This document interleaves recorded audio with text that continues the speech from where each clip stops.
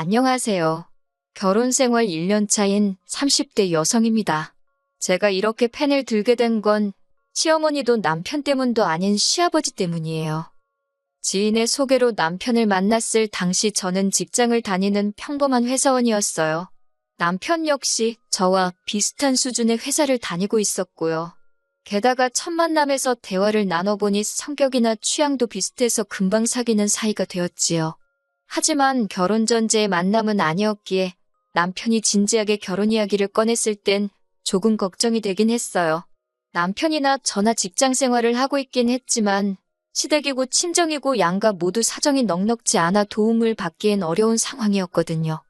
시댁부터 이야기해보자면 아버님은 당신은 젊어서 할 만큼 했다는 이유로 더는 아무 일도 하지 않고 계셨고 반면에 어머님은 모시고 살 어른도 없고 키울래도 없지 않냐는 아버님의 성화에 어쩔 수 없이 식당 일을 하며 생활비를 벌어오시는 상황이었어요. 사시는 집은 반월세였는데 그렇다 보니 매달 월세로 제법 큰 돈이 빠져나가고 있었지요. 저희 친정은 그나마 사정이 나았는데 일단 다행히 두 분 명의의 집이 있긴 했어요. 하지만 두 분 다 은퇴를 하신 뒤 그간 모아둔 돈을 조금씩 찾아 생활을 이어가시다 보니 목돈으로 얼마씩 탁탁 내어주실 상황은 아니었네요. 결국 양가 상황도 그렇고 외에도 여러 가지 크고 작은 이유들로 남편과는 결혼 이야기가 나왔을 때부터 서로 무리하지 않는 선에서 결혼하는 쪽으로 방향을 잡았습니다. 허례허식은 당연히 생략하자 했고요. 이 부분에 있어서는 시댁이고 친정이고 다들 환영하는 분위기였고 그래서 결혼식도 별탈 없이 잘 치렀습니다. 그런데 결혼식을 올리고 얼마 지나지 않아 저희 부부 사이에 생각지도 못한 잡음이 나오기 시작했어요. 정확히 말하자면 아버님이 사촌 신우를 데려오면서였지요. 저희 아버님은 어머님의 표현을 빌리자면 가진 건 쥐뿔도 없으면서 어지간히 나서기를 좋아하는 양반이십니다.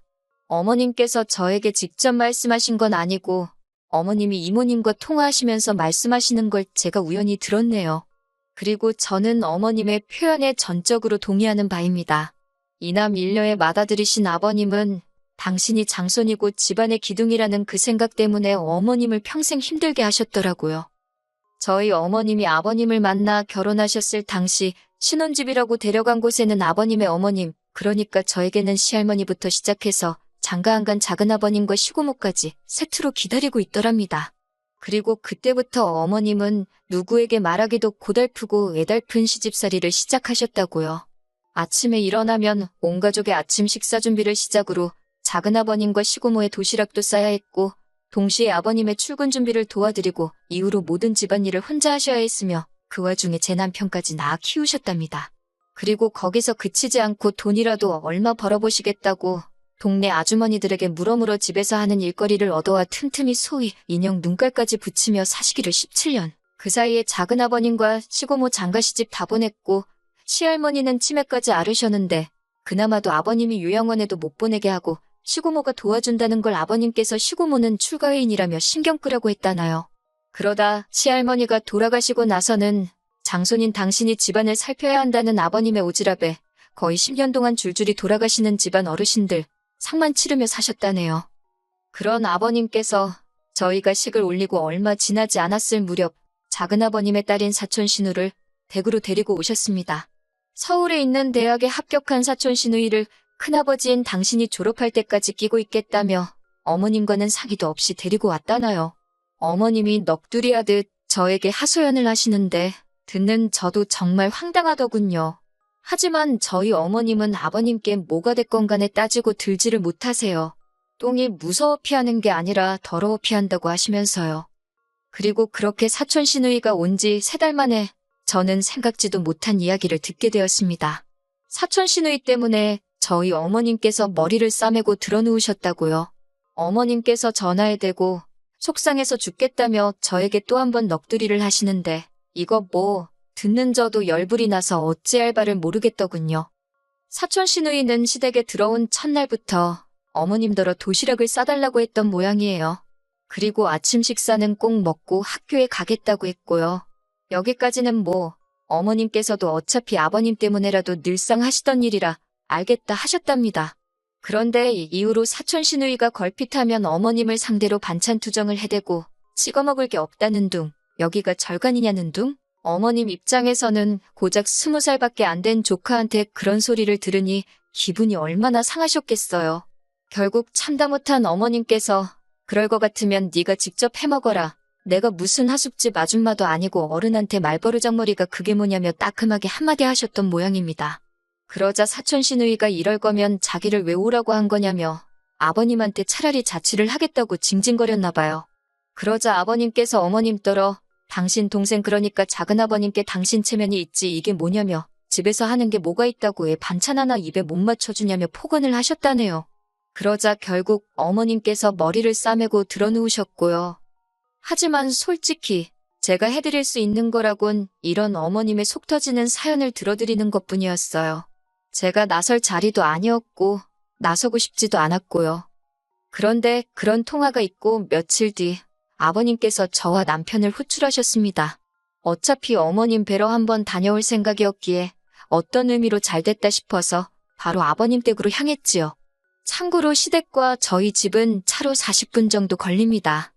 아버님께서 저와 남편을 앉혀두곤 하실 말씀이 있다 하시더니 곰곰이 생각해봤는데 아무래도 사촌 시누이와 어머님이 함께 지내는 건 무리가 있는 듯 하다며 저희더러 사촌 시누이를 당분간 맡아달랍니다.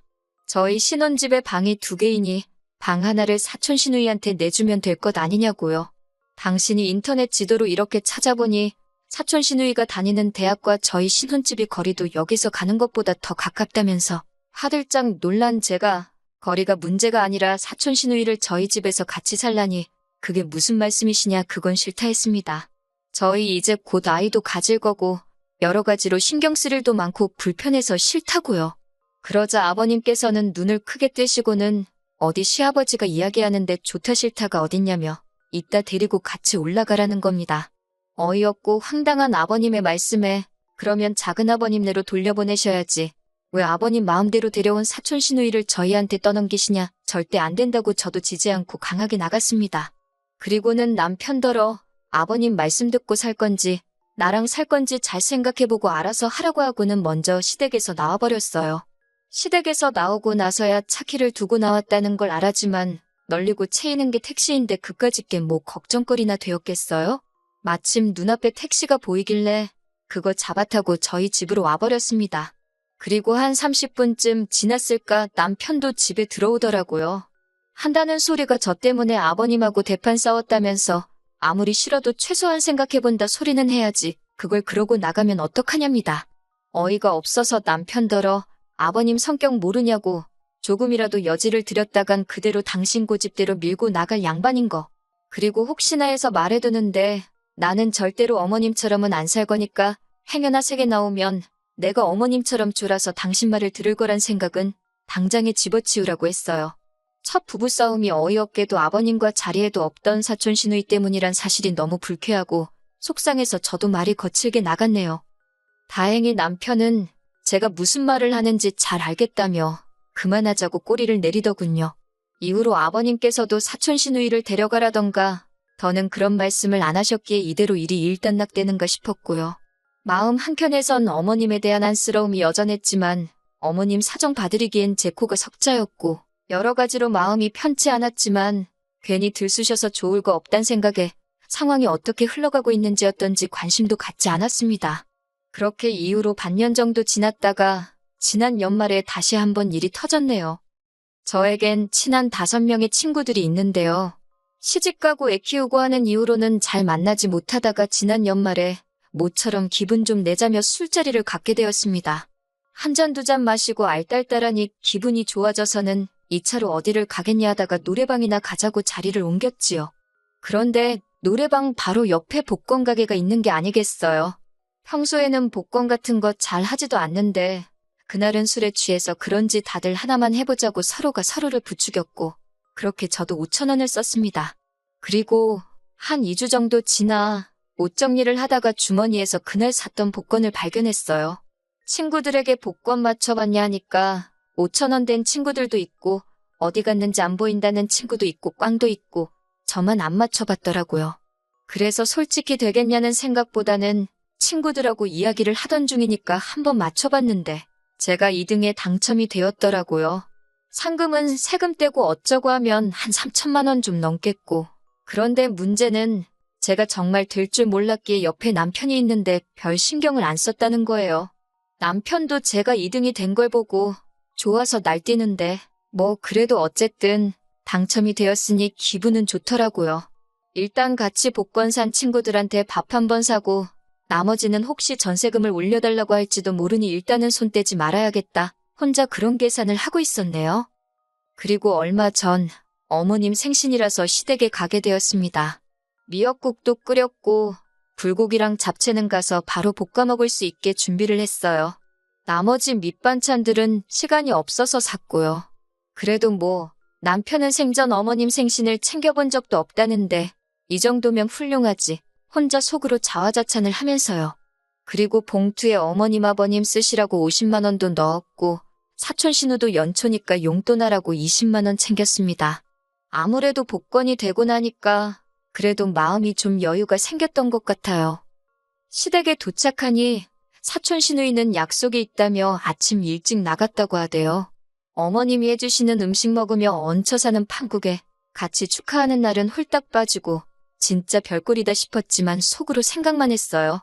저는 이내 준비해간 음식을 차렸고 어머님은 기대도 안 했는데 고맙다며 좋아하셨습니다. 식사도 연신 맛있다 하시며 드셨고 전반적으로 좋은 분위기였네요. 그런데 아버님께서 아까부터 저를 보시고는 전에 없이 싱글벙글 웃으시더니 당신들한테 뭐 할이하기 없냐입니다. 저는 도무지 짐작가는 바가 없어서 무슨 이야기를 말씀하시냐 하니까 어머님께서 저를 쿡 찌르며 복권 당첨됐다며 그러시는 거예요. 저는 남편을 빤히 쳐다봤습니다. 제가 분명히 시댁에 이야기하지 말라고 입단속을 시켰는데 나중에서야 남편이 한다는 소리가 입단속 당하기 전에 이미 이야기를 했다는 거예요. 제 남편이 입이 무겁지 않은 건 알고 있었지만 그 정도로 사리분별도 못하고 촉새 같은 줄은 몰랐기에 한숨이 나오대요. 아무튼 어머님 아버님이 다 알고 계셨으니 제가 무슨 말을 하겠어요. 맞다고 당첨되었다고 순순히 자백했지요. 그랬더니 아버님이 너무 잘 되었다면서 뜬금없이 하시는 말씀이 그 돈으로 사촌 시누이 보증금을 해주잡니다. 제가 갑자기 무슨 보증금이냐니 어머님께서 하시는 말씀이 사촌 시누이가 죽어도 자기 집으로 안 내려간다 한답니다.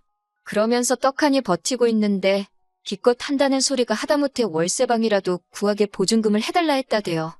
그러면서 당신이 지금 이 나이에 시집살이 아닌 시집살이를 당하고 있다면서 저는 도무지 이해가 안 돼서 그 정도로 감당이 안 되시면 작은아버님께 돌려보내는 게 맞다고 왜 꾸역꾸역 아버님이 끌어안고 책임을 지려 하시냐 물었습니다.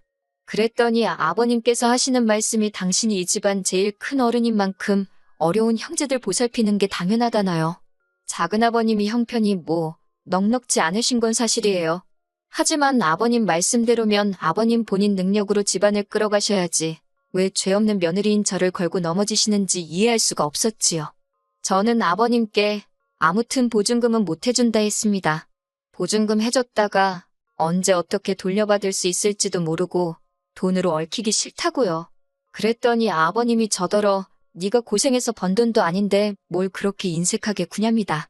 설령 못 받아도 제가 손해볼 게 뭐가 있냐고요. 그 말을 듣는데 어이가 없어서 제가 고생을 했건 안 했건 제 돈이니 손해인지 아닌지는 제가 판단한다고 그러니 아버님은 제 돈에 대해서는 관심 갖지 마시라 했습니다. 그리고 사촌 시누이를 데려온 건 순전히 아버님의 고집이셨으니 아버님이 혼자서 알아서 하시라고 불쌍한 다른 가족들한테 희생을 강요하지 마시라고 아주 제가 생각해도 짜증날 만큼 따박따박 할 말 다 했습니다. 그리고는 어머님께 드리려던 50만 원도 안 드리고 죄송하다고 인사만 드리고 남편한테 가자 하니 쫄래쫄래 따라 나오대요. 그렇게 저희 집으로 다시 돌아왔어요. 이후로 아버님께서는 저더러 가족이 뭔지도 모르는 대먹지 못한 X라면서 다시는 당신한테 아버님이라 부르지도 말라고 남편을 통해 말씀을 전해오셨어요.